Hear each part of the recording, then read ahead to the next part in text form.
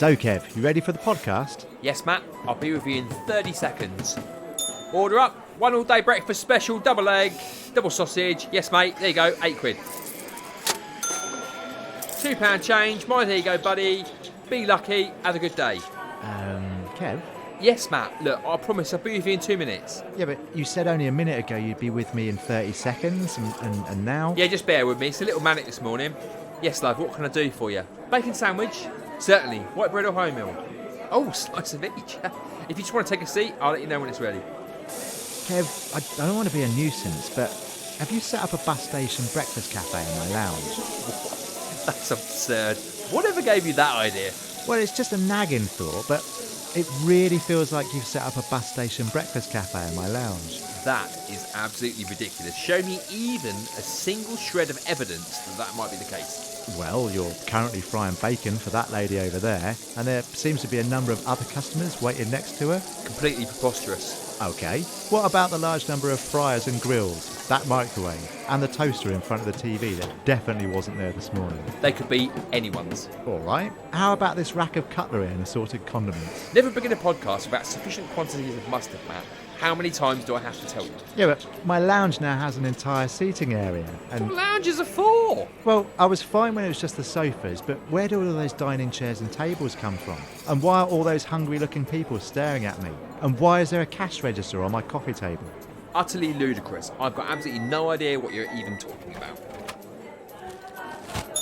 Breakfast burrito, order up. Yes, mate, breakfast burrito, £5. Yeah, you too, mate. Have a good day. Right, that's it. I'm closing this place down. Everyone out. Everyone out. Goodbye. Bet my line gets cut. You paid funds. Where's my fish fingers? Outrageous. It's raining outside. I'm disappointed in you, Kev. I had a good run for my money.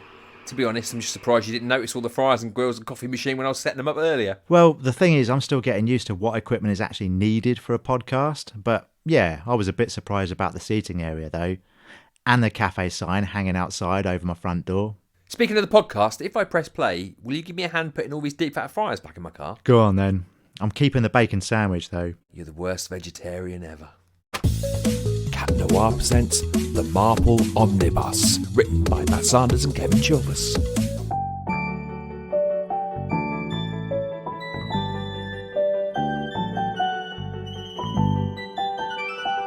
Too many marbles. Act 1. A knock at the door.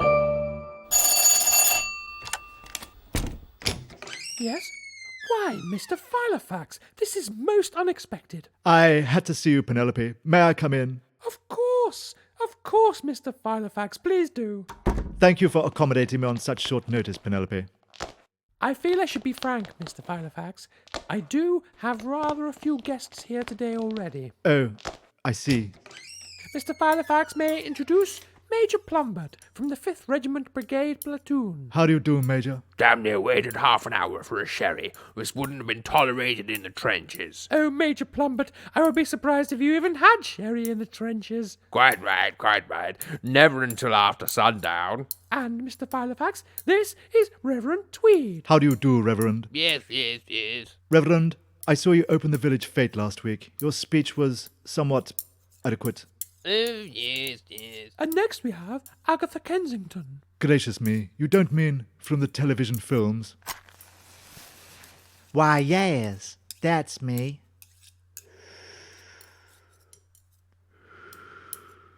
Don't say you came all the way over here just to see little bitty old me. Actually, I was hoping to see Penelope alone. Well, if you ever change your mind, Mr. Filofax, I'll be right over here on this chaise longue. Penelope, could I see you alone? Only I do have a matter of rather urgent business to discuss. Oh, Mr. Filofax, I'm afraid that would be quite out of the question today. You see, as well as Major Plumbard, Reverend Tweed, and Agatha Kensington, hello, I also have my Aunt Jane staying with me at present. Ah, yes, so I see. How do you do, ladies? Goodness me, Penelope, there are 9 of them. You have 9 aunts. Such a clever observation. That's right, Mr. Filofax. Just the 9. Where's my blasted sherry? It's coming, Major. Penelope, do you remember the teapot we were talking about? You mean the one that's been in my family for well over 100 years? Yes, that's the one. You used it at the fete last week. I did. Do you still have it? Only I must see it. It's of the gravest urgency. I want a sherry. Such impatient. Oh, Really, this is dear? horrible. Gormless! Gormless! Goodness, wherever is that girl? Come on, Mrs. Petticoat. Where have you been? I had to answer the door to Mr. Filofax myself. I'm so sorry, Mrs. Petticoat. I was washing the horses and baking a cake and grooming the chickens and stoking the Aga. Gormless, will you take Mr. Filofax to the kitchen and show him the teapot we used at the village fete last week? And whilst you're there, would you kindly fetch the Major another sherry? Yes, Mrs. Petticoat. Right this way, Mr. Fartbox. Filofax. Follow me.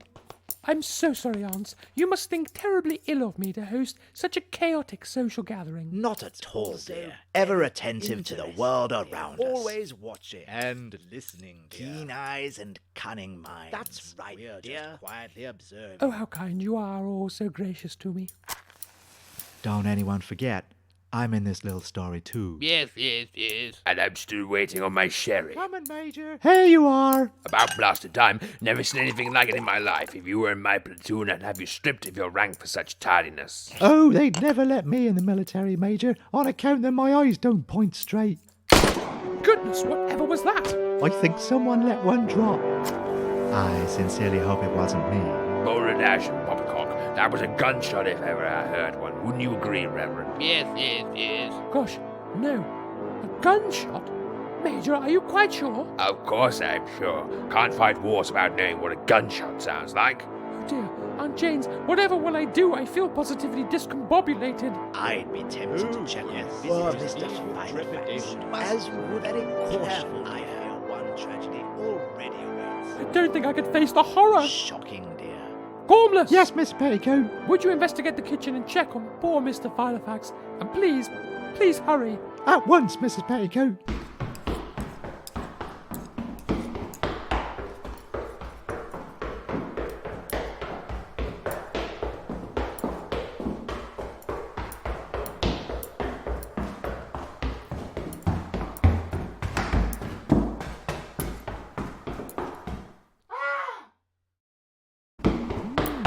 Goodness me. Now that is quite a thing.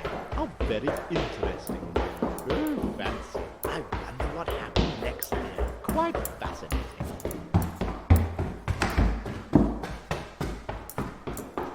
What news? It's Mr. Filofax, miss.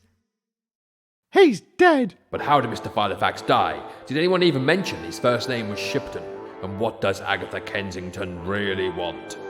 I just want satisfaction. All will be revealed in the thrilling conclusion of Too Many Marples, coming up right after this. Twirzel's chocolate. We still aren't endorsed by anyone. I mean, we've tried. Some people reply to our emails and some just don't.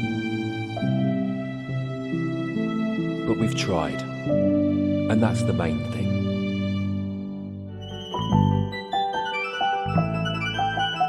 Too Many Marples, Act 2, A Twisting Shock. Oh, Aunt Jane's, why ever did you gather us all in the kitchen like this? I simply can't bear to look at poor Mr. Filofax laying on the floor like that. At least I'm closer to the sherry supply. Yes. I wonder how long his body will stay warm. Such a curious question. And perhaps more pertinent than you realize. Fascinating. Well, of course, you were interested in poor Mr. Filofax from the moment he arrived, weren't you, Agatha? Oh, that's right, dear, she was. I saw it very perceptive. Well, the day I fail to notice a fine man entering the room is the day I turn into one of you. Savage, dear. Such long claws. And a razor sharp. Yet what we say is true. You were keen for him to join you on the chaise longue, dear. That's right, dear. We all heard you. Perhaps you recognize him, dear. Have you seen poor Mr. Filofax before, dear? I suppose it's possible I saw him at the village fete. Oh, that's right, Agatha. You were there too. As was, I think, Reverend Tweed. Oh, yes, dear. Absolutely right, dear. He said so himself. Reverend Tweed gave a speech at the fete, according to poor Mr. Filofax. I heard him say that too, dear. Such sharp minds we have. Uncanny, dear.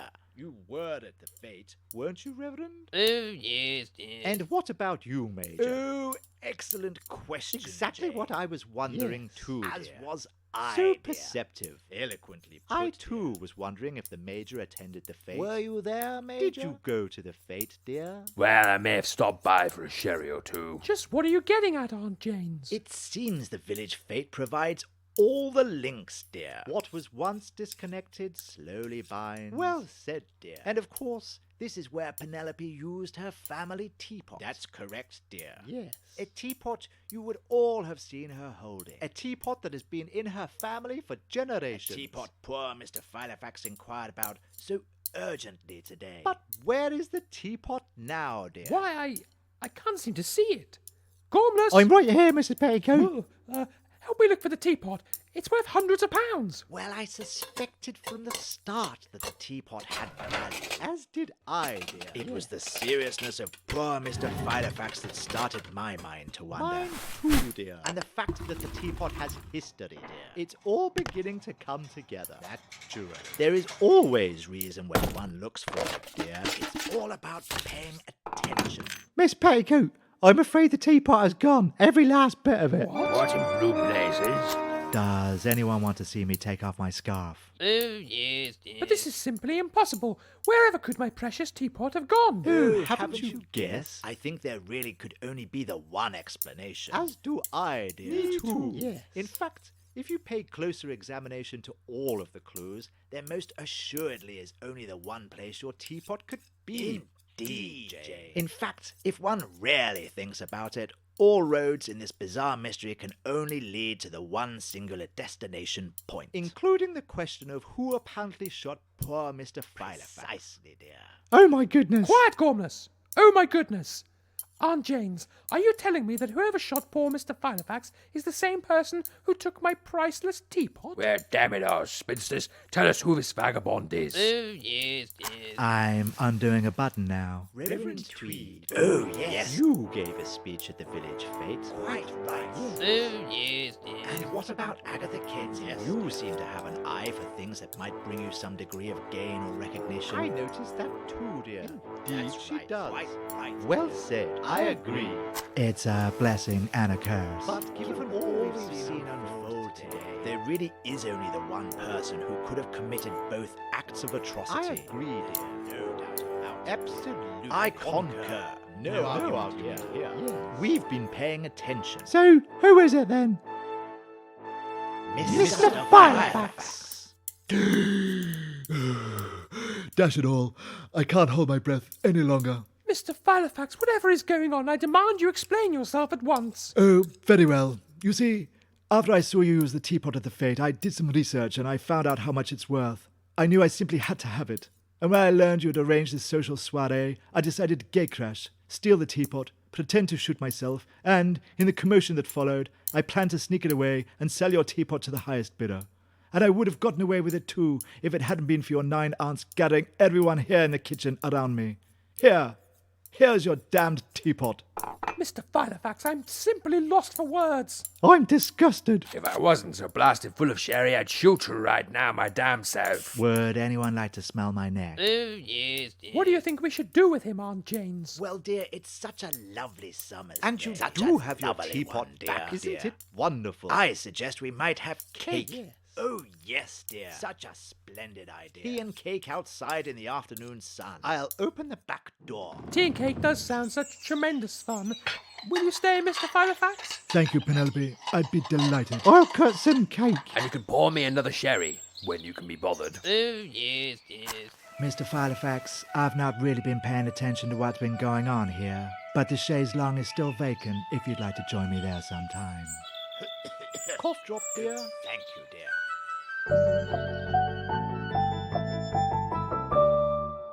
Matt, have you seen my pen? Course not, Kev. It's the 21st century. No one writes anything down anymore. We just tap screens. That's all really, really good, but I actually need my pen. I'm afraid I can't help. All I've got are these 2 brown felt tips that are somehow stuck together. You mean this? Yep. Matt, that's a Kit Kat. Is it? No wonder that drawing I did smells funny. Well, I've got to make some notes for the podcast, so I have to find my pen. I'm sure I had it here earlier. What we really need is logic and reasoning. Oh, I've got a cupboard full of that. Have you? How come? Well, you remember the 9 Marples from the last episode? What, the ones that nearly gave Gary the trainee sound engineer a breakdown when it came to editing? Yep, they're the ones. They've taken up residence in the cupboard under the stairs, Harry Potter style. Have they? Yeah, take a look. Oh, hello, dear. marvellous, Yes, dear. dear. Perhaps for another one of your little plays. Marples, can you help me find my pen? I need it to make notes for the podcast. Of course, dear. Think about exactly where you were and what you were doing when you were last using it. Seated? I was in my usual place, over by the coffee table, sitting on the sofa. Well, if it's no longer on the coffee table, And dear. since a pen is cylindrical, dear, and given the often flat surface of a coffee table, dear, one might suppose that it must have rolled. And if no one has stolen it, dear, then the pen must logically be off the table. I would check on the floor, dear. It might certainly be wise to look under the coffee table if it's no longer upon it. How you getting on? They say to look under the coffee table. Do they? Hang on then.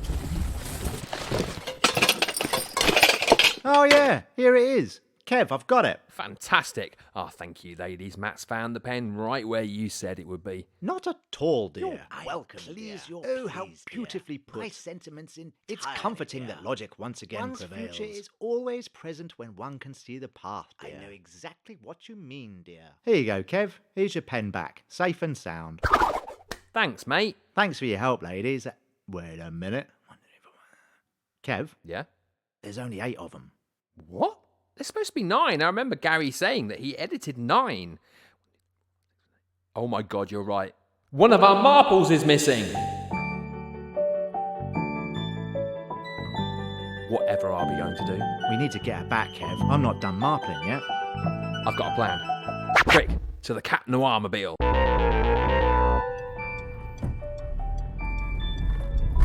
I'm really not convinced this is London, Kev. Yeah, why not? Well, for starters, we haven't seen a single building for hours. True. It is a lot flatter than I remember it being last time we were here. Yeah, and far more sort of wooded. You sure we're in the right place? Well, to tell the truth, Matt, I've been a little lost myself since we came off that motorway. You really should have used the exit, Kev. Motorways have systems in place designed to prevent people from just careering wildly off the road into some field whenever they feel like it. I was trying to save us a little time. That contact of yours said the missing Marple was due to be at that hotel in Piccadilly at noon on Saturday. I'm still keen for us to track her down. What time is it now? 3 p.m. And it's Monday. Do you really think we'll find the rogue Marple? I'm optimistic. Tell you what, whilst concentrating on the road, why don't you switch on the sat-nav? Yeah, great. Hang on. Hello, it's me, Warren the Heron. I'm a sat-nav voice now. Can I just start by saying how happy I am to be back in paid work again? I know it's only a small role, but it really gives me the opportunity to showcase my potential. Now then, let's connect with all the satellites and find out just where you are and how deep a pickle you're both in. Bear with me while I make contact and locate. Yeah, I'm not sure about the voice, Kev. Have we got any others on there? Yeah, just go to settings in the menu. Yep, got it. Once you approach the imaginary roundabout, turn right. That's right. Right. I don't know about that voice either. Any others? Yeah, hang on. So, I'm not going to lie, I'm a little surprised that out of all the characters in this podcast, I'm the one who's gotten a callback, given that mine was a very specific part previously. But didgeridoo still stuck to my face aside, things are going quite well for me generally. Matt, I'm worried this is dangerously close to becoming a best-of sketch. I know what you mean. I'm fairly sure it was Danny Peaks in front of us at that drive-through. Should we just change the sat-nav back to Warren and wrap this up? On it. Oh, well, isn't this just marvellous? I've got another line. The wife and kids will be so thrilled. Yeah, but that's not really the point, is it? Where the hell are we, Heron? Well, the good news is I've been able to locate your position. But the bad news is that you're a long way from London, I'm afraid. A very, very long way. So what do we need to do? Well, by my calculations, you need to make a U-turn as soon as possible and then travel in the opposite direction for 617 miles. Oh, come on. Really? I can't believe it. Turn that sat nav off. It's okay, there's no reason to be sad. I've got my tuba.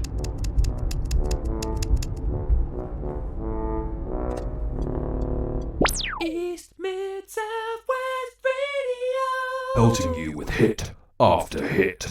And coming up now on East Mid Southwest Radio, I set fire to the rain and watched it pour as it landed on these two over at Stargazing Live.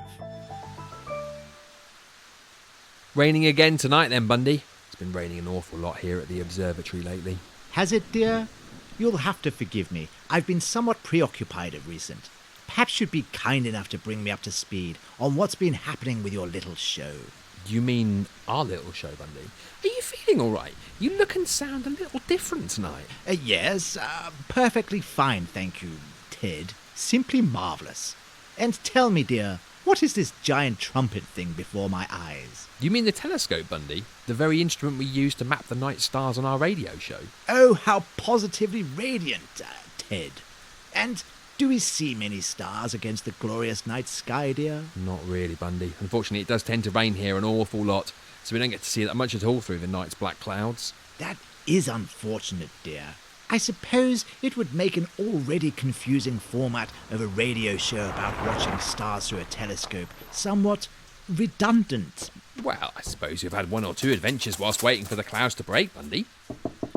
Well, whoever do you suppose that is? I'm not sure. Perhaps we ordered a pizza and forgot about it, dear. I thought we'd ordered the mildest curry on the menu. Tell me, Ted, is there a back door out of here? Yes, of course, Bundy. You know that. It's just over there by the bookcase. Coming! Goodness me, it's all go today.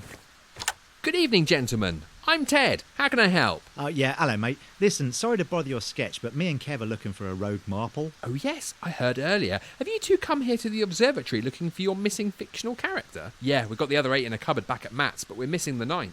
We heard she might be here, masquerading as Bundy. Can we come in and have a look? Well, it's funny you should say that. Bundy has been acting awfully peculiar tonight, haven't you, Bundy? Bundy? Bundy? Damn it, Kev, she's gone. Quick, back to the Cat Noir Mobile. Well, this has been a strange episode. I'm sorry for all the disturbances tonight, listeners, and for the lack of Bundy. At least the real Bundy. And I'm sorry for the night's gloomy rain preventing us from seeing any stars once again, listeners. And I'm sorry too for those muffled knocking sounds. Hang on, something's still not right. Sounds like it's coming from the cupboard. Oh, Bundy, whatever happened? Oh, Ted, I was setting up this afternoon for tonight's show when I got rumbled by that rogue marple and stuffed in a cupboard. I have a strange sense of déjà vu about all of this. Are you all right? I think so, Ted. Are you? I am now, my friend. I'll get the kettle on. Welcome to Passport Control. Can I have your passport, please? Yes, dear. Here you go. Can we move this along, dear? I'm in something of a hurry. You look familiar, sir. Have we met? It's entirely possible, dear. I frequently fly to numerous countries all across the globe. No, sir. Although you do resemble a popular and incredibly successful fictional spinster sleuth, I mean it's your passport picture that looks familiar to me, sir. How absurd, dear. I can assure you, good sir, that neither I nor any other incarnations of me used within this podcast have anything remotely to do with Agatha Christie. That's a curious response, sir. But if you are who you say you are, even though you haven't actually said who you are or who you aren't, tell me this. What's your middle name? Well, I have it right here. Without looking at the passport, sir? All right, dear. I don't have a middle name. If this really is your passport, sir, then I think we all know your middle name is Ian. I'm afraid you're going to have to come with me. What? Help! I'm being apprehended. Oh, dear, oh, dear, oh, dear.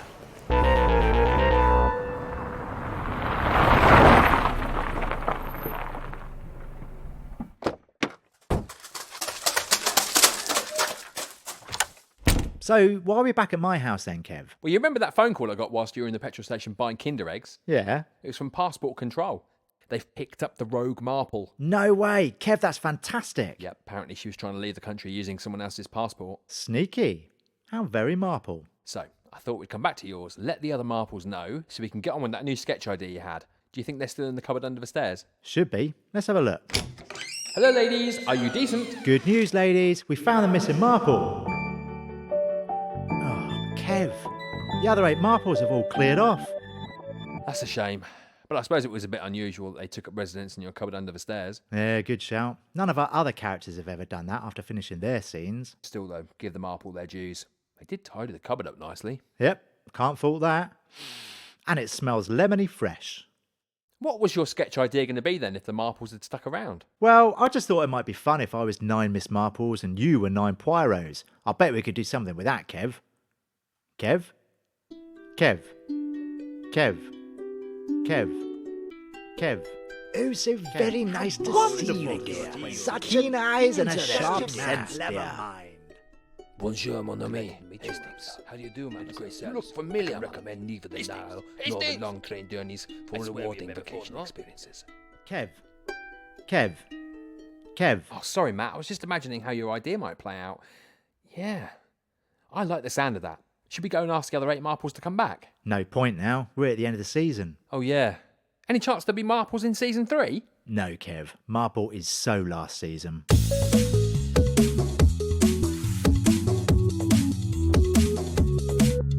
You've been listening to Cat Noir presents The Marple Omnibus, written, produced, recorded and edited by Matt Sanders and Kevin Chilvers. Promotional material by Laurie Stone. Give us a like and subscribe wherever you heard us, and if you like what we do, please leave a review. Follow us on Instagram at Cat Noir Podcast, and join us again soon for another story. And please remember, a Marple is really for life, and not just for a season.